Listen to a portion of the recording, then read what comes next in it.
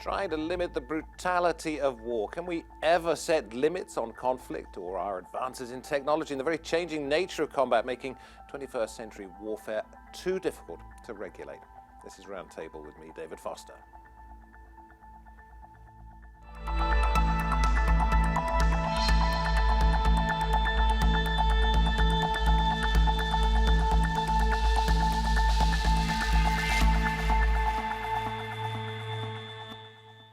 Well, the rules of war have adapted over the years. Ever since mankind started trying to put some limits on conflict, the rules have had to change. But are those rules keeping up with the changing nature of war?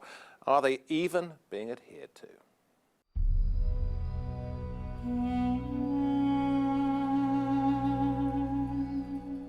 Never again. The First World War was a conflict like no other.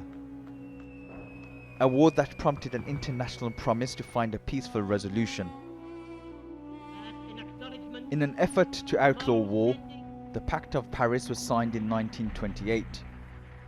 What I should like, without any further words, would be to let each of you simply arise from his seat to go and affix his signature in the name of his own country for the renunciation of war.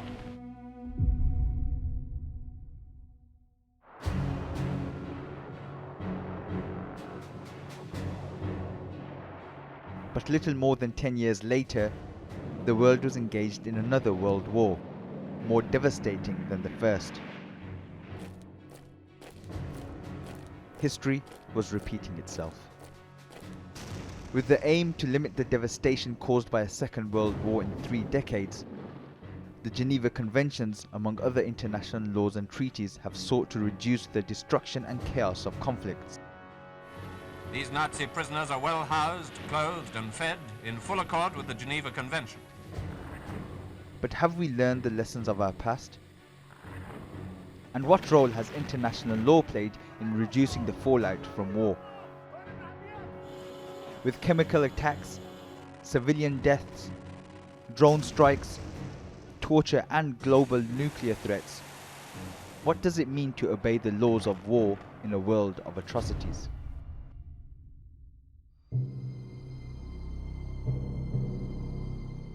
Modern international laws aim to prevent wars from descending into barbarity. They limit the weapons and methods of warfare and protect those who are not fighting. Under the Geneva Conventions, it is forbidden to injure or kill a surrendered enemy. International law also prevents states from taking territories from each other and sets out the rules for when a nation can strike another. There have been thousands of war criminals convicted for not obeying the laws of conflict.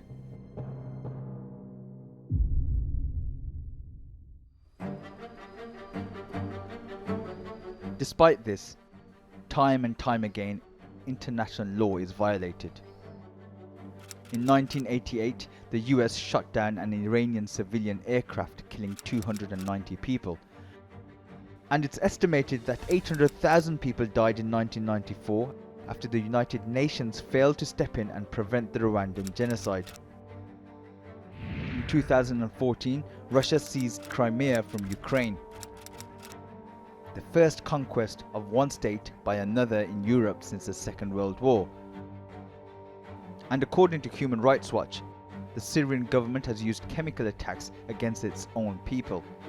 If the Syrian government is allowed to continue to use chemical weapons like this in violation of the Chemical Weapons Convention, it will undermine that norm and lowering the threshold for other countries to do the same.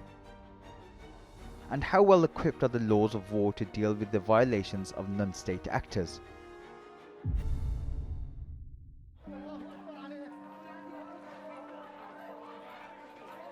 International law has sought to limit the suffering of war. It can be a matter of life and death to victims of conflict, of those fleeing war, or even when governments turn against their own citizens.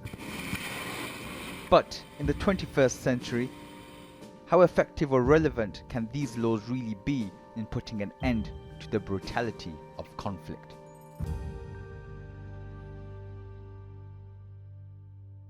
welcome to today's roundtable out of Geneva, Helen, Durham, Director of International Law and Policy at the International Committee of the Red Cross. We have with us in the studio Tarcisio Gazzini, author of The Changing Rules on the Use of Force in International Law. Also here, Anya Neistat, Senior Director of Research for Amnesty International. Anya, can I just start with you? Since so many people ignore rules of war, what is the point of them? The point of them, whether or not people ignore them, remains the same. And this point is very simple. It's to limit the negative effects of conflict. Not to stop the war, not to build peace, but first and foremost, to limit the suffering of those who those who do not participate in war, be it civilians, prisoners of war, or wounded combatants. But I'm just wondering if it's a salve for the conscience of the rest of the world, that they say, okay, we have rules of law, it doesn't matter whether people obey them or not, as long as we've set them in place, we can feel better about what's happening. Quite honestly, I would just respond with my own experience. I do think that although we see all the suffering and we see lots of violations, by and large, they do manage to limit the suffering of civilians in conflict. Of course, not to the extent that we would wish to see it happening, but I think more and more warring parties in different conflicts are aware of the rules and, at least to a certain extent, try to abide by them. I know it's a somewhat a controversial point, and that's partially why I would like to start with this. I hope we'll have a chance to discuss it further, but I do think that they do have an effect on how modern wars are being fought. Okay, Tarcisio, I mean, your book is The Changing Rules on the Use of Force. Yes. I mean, have things changed, Tarcisio? Well, I would like to follow up on the introduction. We have the prohibition on the use of force, or better, we have states must refrain from threatening or using military force. This is the cornerstone of the Charter and international law, subject to two exceptions: individual and collective self-defense and the Security Council authorization. On the contrary, we have a completely different set of rules, humanitarian law. In this case, the purpose is to alleviate the consequences of the conflict. It was asked whether it's morally acceptable to adopt rules on how to Well, when they were conflict. setting out the Geneva Conventions, 1948, they questioned that themselves. Exactly. So, and the answer was yes, because the purpose is to protect the military forces and those exposed to the risk of the conflict.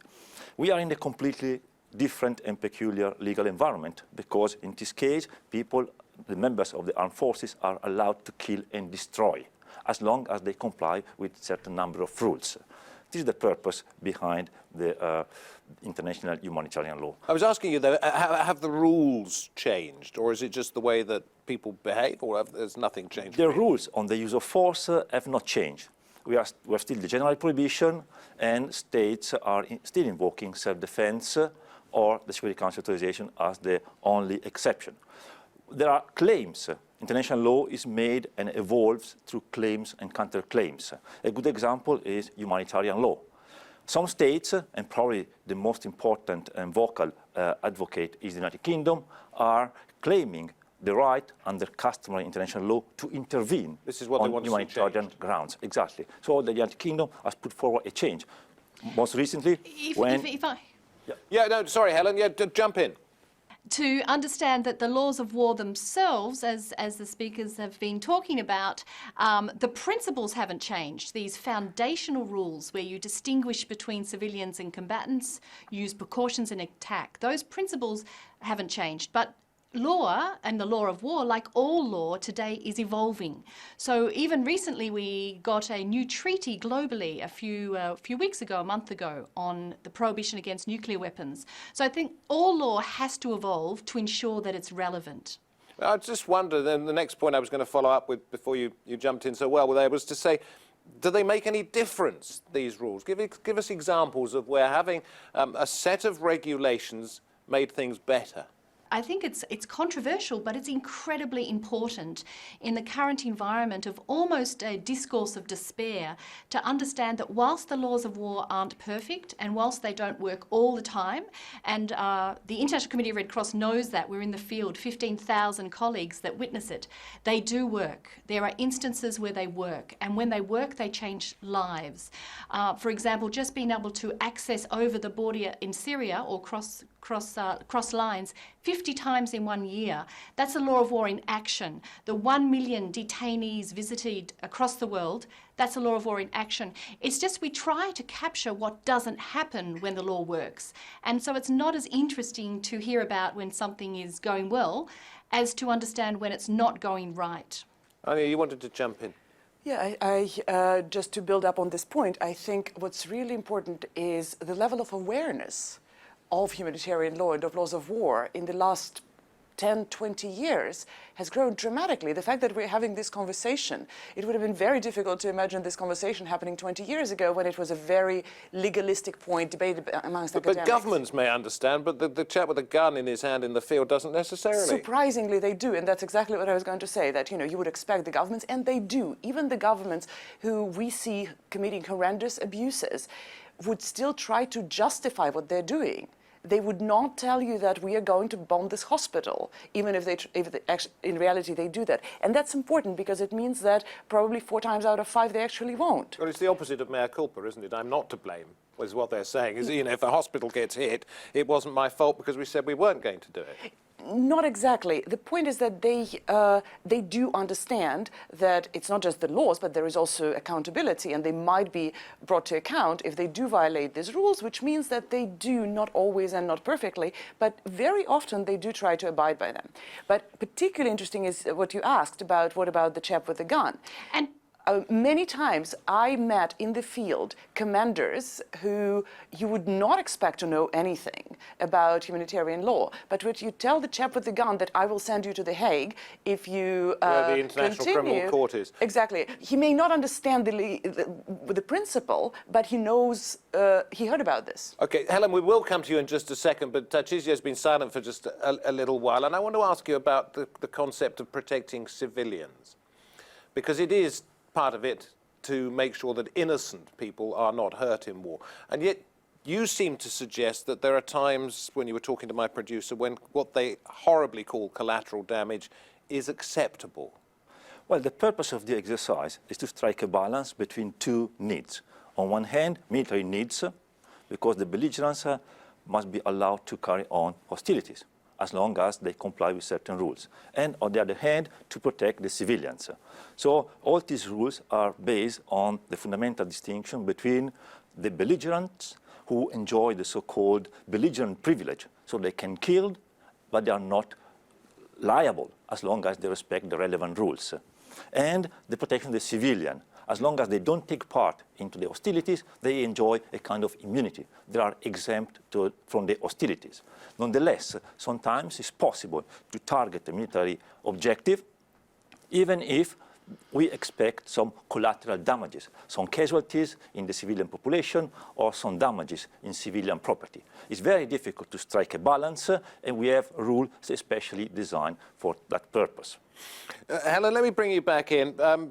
You've got a point to make, but I'd like to ask you a question first of all. You believe that the laws will work, and you're carrying out some kind of a study at the moment to see what people involved in conflicts actually think. How's that working? Absolutely. I think the important thing is we need to look at the global construct of the normative legal framework, but actually at the end of the day, what impact does it have on the ground? And not long ago, ICRC interviewed over 17,000 people, and it was extraordinary, the results, many of those people from war zones. 2/3 of those who were in conflict-affected countries believed in the principle that there should be limits on the laws of war, or limits during war, the balance between military necessity and the principle of humanity, as was expressed. And 50% in war zones believed the laws of war made a difference or made life better for them. And I think we don't have enough discussion about this, whether it is the experience that many of those of us have dealing with commanders, dealing with non-state armed groups, groups in some instances where they want to understand the law of war. It gives them legitimacy. There's issues of accountability. So I think we need to have a bit more of a nuanced discourse, because interestingly, the statistics indicated that people in non-affected war countries had a 20% lower appreciation of the laws of war. So it appears sometimes perhaps cynicism is a luxury of not experiencing small things that might make your life better, being connected as family members, or the treatment of detainees. So I think we really need to have a good discussion globally, and I agree that it's the disconnect between the expectations, because we know so much of what happens today, and the reality. It's this disconnect that I think is making a discourse much more negative. We need to accept what we deal with is unacceptable, but we need to be formidable in trying to make it better and not just staying in the problem but the counter-argument to that is that if you're caught up in a terrible situation, you will look for any protection you can. It's not necessarily the people outside being cynical, it's the people inside looking for a little bit of hope. But you wanted to say something there in response to what Helen had. No, actually, I wanted to go back to your question about the changing rules. These principles, the basic principles, are the same. We need simply to apply them to different types of conflicts and weapons. Think, for instance, about the autonomous weapons, where... In other words, it's getting more difficult now because warfare is more anonymous in its... This is not a new phenomenon. For centuries, technology has evolved through weapons and inventions applied to war. Autonomous weapons is a good example. Drones are now need to be regulated. And the point is, the use of drone is not unlawful as such. It's lawful, but must comply with the rules on governing the use of military force, the use of bellum, humanitarian law, if there is a conflict, and in any case with human rights law.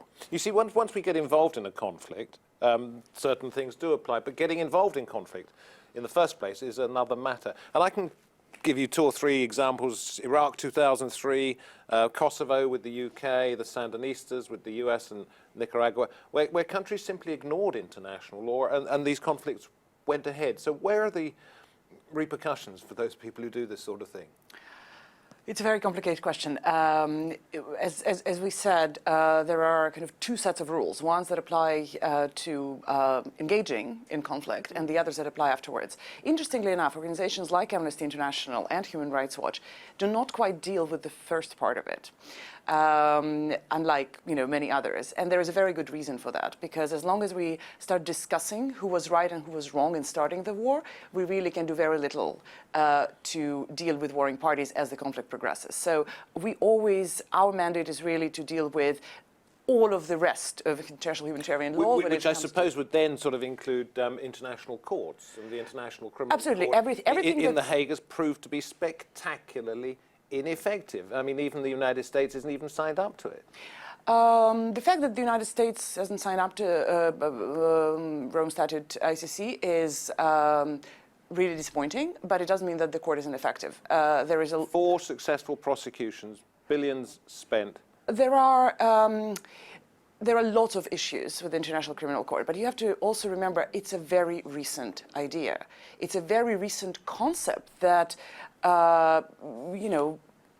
somehow you can bring a government official from country X to an international prosecution. It goes completely against the principle of sovereignty. Well, we had the special tribunals before we had the central... But now there is an establishment where you can basically overrule the foundation of international law that was ruling everything before. I had a look at their accounts once, and it is mind-boggling how much is spent for so little result. Tarcisio. 2 quick points, building up on you have said. Doesn't matter who started the war, we apply exactly the same rules to the aggressor and the victim. Example, Eritrea attacked Ethiopia, so was in breach of the rules governing military force, but then we apply the same rules to both states. It's very important to emphasize the role of international tribunals and the contribution to the evolution of the rules. Do you think they make any difference? They do. But we What also... difference? Well, in the first place, they apply the rules, they adapt the rules, they clarify the rules, and it's a deterrent. But that's just for the rule makers. I don't think... In what sense is it a deterrent to say that 4 prosecutions at the International Criminal Court over a period of 15 years, billions of dollars spent, who's that deterring? Oh, I will give you a very simple example. If somebody ends up in front of ICC, that's one story. But the point of ICC is to first and foremost make sure that nationally war criminals and others are being investigated and prosecuted. And I can tell you that, for example, Nigeria is a very good example. The moment ICC started their investigation, Nigerian authorities suddenly started looking into their own military. And now there's a presidential commission that basically has a hearing about the exact same violations that were submitted for an ICC investigation. So it's really, it does work, and that's not, by far not the only example. We do have a satellite delay to Helen. I can see you nodding your head and agreeing or disagreeing. Yes, please do jump in. Thank you very much. I think we have to be very sober and reflect when we look at criticisms about international criminal prosecutions. If we look at domestic law, not every single person is caught for crimes, whether it even be drink driving in a country or breaking and entering. But the law and prosecutions play a bigger and more symbolic role than capturing every single individual who breaches it. And I have had numerous examples in the last few years in engaging in countries in the Middle East, in Africa, in Asia, with weapons bearers, and have seen the impact that even a few symbolic prosecutions can have. 15 to 20 years ago, when I started as an international lawyer, I could pretty much talk about the fact that it's unlikely anyone is ever going to get caught for a war crime globally. Today, I can say I can't guarantee you can't. And I think this domestic implementation is critical. We always have a lot of heavy expectations that international law is going to revolutionise human behaviour, and often are quite quick to criticise it. And we need to be so. We need to keep the pressure on. But I think we need to understand law in the same way we don't question the validity of a court in a domestic country just because it can't capture everyone. And Tarcisio, you wanted to say something in response to that. I agree. These matters are quite... Sorry, Helen, it's just a satellite delay. It makes it look like I'm talking over you the whole time. But Tarcisio wanted to say something in response. I agree with everything. I would like to complete by saying that not only the domestic tribunals or the military tribunals of the person allegedly who has allegedly committed a war crime can be competent. Any state, and indeed in the Geneva Convention, states are obliged not only to respect but also to ensure respect of the obligation, which means that if the domestic tribunals permit so, each judge can try a war criminal regardless to any link with the country. This is an incredibly, I was just, it's interesting that we're kind of all trying to, at least, I think in Helen, in my case, we're playing somewhat unusual role defending ICC, although normally we criticize it. But I think it's very important. The principle of universal jurisdiction, where it's incredible when you think about it, that regardless of where you come from, if you come to a country like Belgium or France or United Kingdom, and you are accused of war crimes, courts here can catch and try you and prosecute you. This is very new, but that creates this notion that you may not escape accountability. We've got to sort of round this up just a little bit. What would you like to see the next step, if there is such a thing, being? For me, the next step is obviously implementation, and that's something that we're all working day and night for. It's not so much that the laws need to change, although the interpretation, that's something that ICRC does all the time, needs to adapt to the changing nature of the conflict. But we need to be pushing warring parties and everybody else, everybody who is involved, be it the United Nations or individual states, to promote the respect and ensuring respect for international humanitarian law. I think we also, one thing that hasn't been said, and I think it's very important, the nature of conflict is changing. We are dealing with tremendously diversified group of actors. This very simple principle, state, non-state, doesn't quite apply the way it was. We are dealing with automated weapons. We are dealing with a completely different environment when it comes to information. Yeah. So it is challenging, but the principle stays. Okay. To you, Helen, in Geneva, I'm afraid this is probably going to be the last comment of the programme. What particular steps forward do you think need to be taken now? Well, we need to make sure that the law is constantly updated, whether that be in soft norms or hard norms, and we work very hard on that, particularly with new technologies. We believe there needs to be a stronger confidence globally in the public understanding that the laws of war, international humanitarian law, matters and it makes a difference. It doesn't serve anyone except for those who are in positions of power to continue to say that this is broken, this doesn't work. It doesn't encourage countries to actually live up to what they've agreed upon in the Geneva Conventions and others. So we need to change the narrative, and we've started a database on IHL in action. So we need to also finally ensure that, as our other colleagues have said, that there's domestic implementation. I think we all focus on the international, but we need to make sure that states, non-state armed groups, there's an ownership of this law and they understand that even wars have limits. Tarcisio, is it all about sort of apparent civility in an uncivilized world? In a sense, it's correct. I agree what have been said. We need to adopt the rules, and if necessary, states should react. There is, for instance, a request to introduce a ban on autonomous weapons. But many states, including Western states, are reluctant. They show it's because they're effective. But then the risk is enormous. The risk in terms of accountability, error, control.